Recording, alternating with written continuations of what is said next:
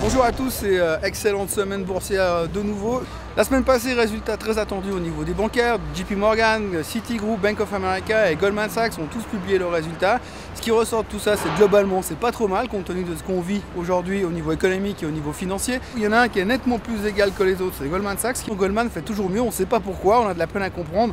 Bien qu'on pourrait avoir un petit doute quelque part. Il y a une espèce d'euphorie générale, un peu à l'image de la météo qu'on a aujourd'hui, qui pousse les gens à vouloir continuer d'investir. Donc, depuis qu'on a inventé le subprime, en 2009-2008, on a battu ce record. On est au plus haut, quasiment historique, on va dire, sur le S&P 500 et sur le Dow Jones. On n'a plus vraiment de mauvaises nouvelles dans le marché, tellement qu'il n'y a même plus personne qui est négatif et ça fait un tout petit peu peur de ce côté-là.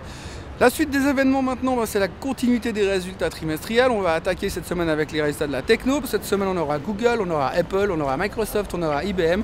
Apple sera très attendu au tournant, puisque tout le monde se demande si aujourd'hui leurs chiffres sont en dessus ou en dessous des attentes des analystes. Et ce sera la grande question de savoir si finalement Apple peut un peu inverser la tendance baissière dans laquelle elle s'inscrit depuis quelques semaines, depuis quelques mois. Une espèce de vent de négativisme qui pèse sur Apple, ce dont on n'a pas l'habitude depuis quelques années. Globalement, beaucoup de confiance. Une problématique, c'est qu'on est en train de monter et toujours monter. Et comme vous le savez, plus on monte en altitude, en général, la problématique qu'on a, c'est que finalement la densité de l'air devient moins dense, le marché tient moins facilement en haute altitude, c'est moins facile de voler à des altitudes élevées, on le sait en aéronautique, et on a un peu la même problématique si on voulait bien imaginer le marché. Donc le risque qu'on a, c'est que si tout d'un coup, on a une mauvaise nouvelle qui arrive, ne me demandez pas quoi comme mauvaise nouvelle, on pourrait avoir un retour à basse altitude qui pourrait être un tout petit peu violent. Petit détail encore, évidemment, le plafond de la dette est toujours là.